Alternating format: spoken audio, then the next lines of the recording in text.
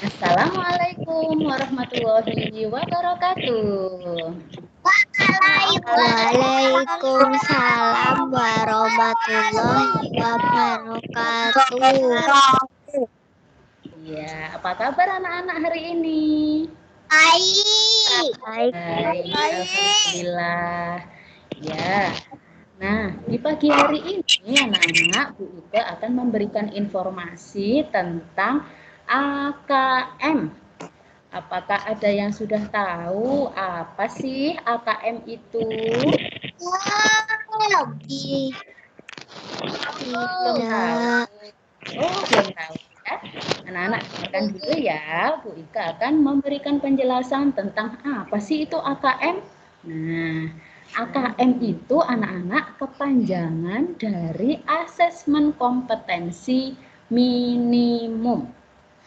Nah, AKM ini nanti akan dilaksanakan oleh anak-anak yang nanti ketika di kelas 5. Ya. Nah, AKM ini mengukur kompetensi untuk mengukur kemampuannya anak-anak yang mendasar, yaitu tentang literasi membaca dan numerasi siswa. Nah, sebelum Bu Ika menjelaskan lebih lanjut tentang AKM, berikut Bu Ika memberikan penjelasan tentang asesmen nasional. Nah, ini adalah awal dari adanya AKM anak-anak.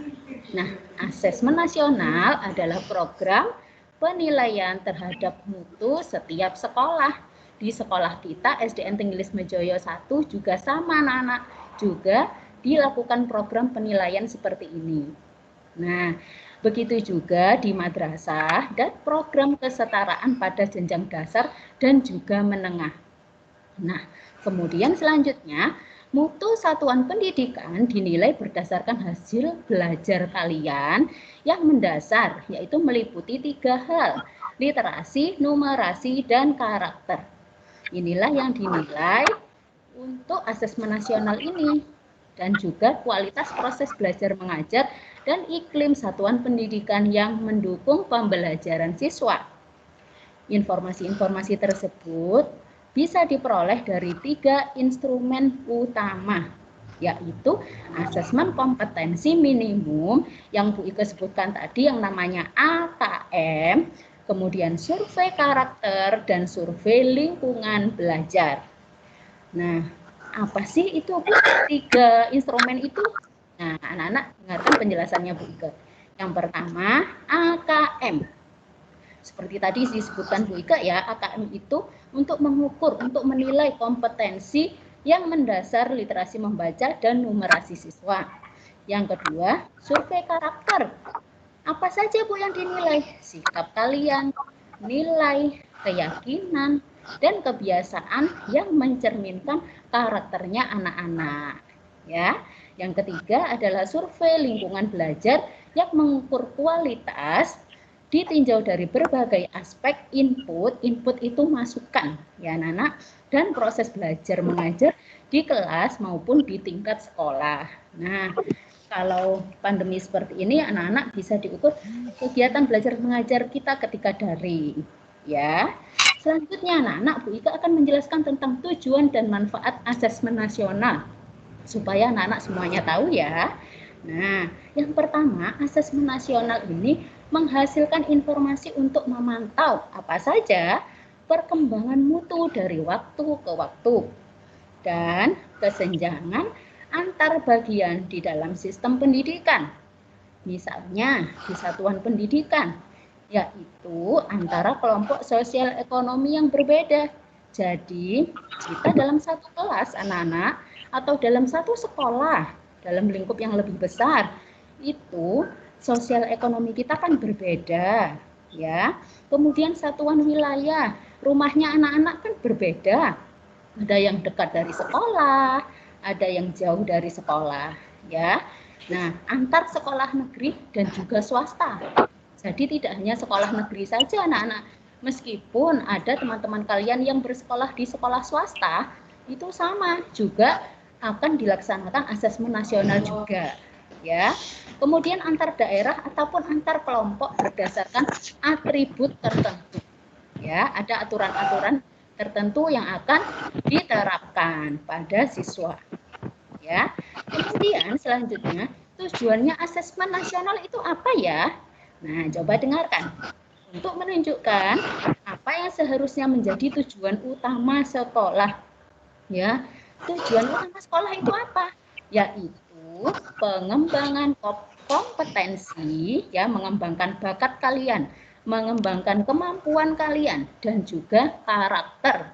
Ya, jadi karakternya anak-anak dibina, dibimbing supaya semakin baik.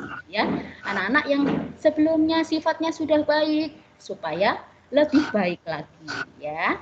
Kemudian, asesmen nasional juga memberikan gambaran tentang karakteristik esensial sebuah sekolah yang efektif. Ya, maksudnya di sini adalah supaya tujuan dari asesmen nasional itu sendiri bisa tercapai. Ya, kemudian semuanya ini dilakukan untuk apa ya? Nah, diharapkan dapat mendorong sekolah dan dinas pendidikan untuk memfokuskan sumber daya pada perbaikan mutu pembelajaran sehingga anak-anak nanti bisa mendapat pembelajaran dari Bu Guru, Pak Guru dengan lebih baik lagi ya. Kalau pembelajarannya baik, anak-anak nanti akan semakin pintar, ya kan? Semakin menjadi siswa yang berkualitas, ya. Maka dari itu anak-anak, hasil asesmen nasional sendiri diharapkan mampu memberikan manfaat, tidak hanya anak-anak sekedar mendapatkan nilai. Oh, nilaiku 100, oh nilaiku A, oh nilaiku B, oh aku sudah lulus. Tidak hanya itu anak-anak, ya, tapi mendapatkan manfaat yang lebih dari itu. Ya, anak-anak karakternya semakin bagus, sikapnya semakin terpuji.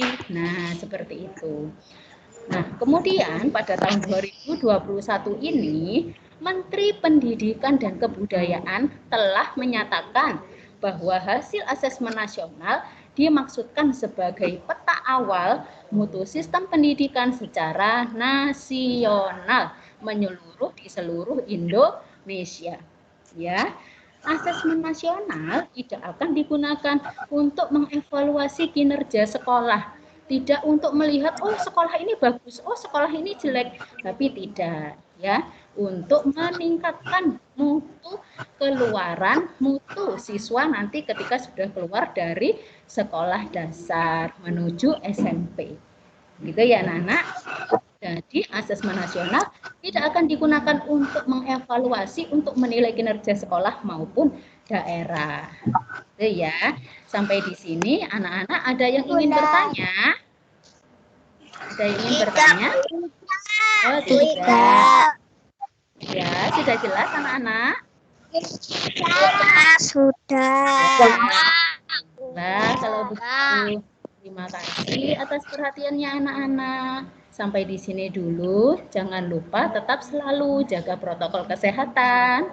Ya, selamat pagi anak-anak. Assalamualaikum warahmatullahi wabarakatuh.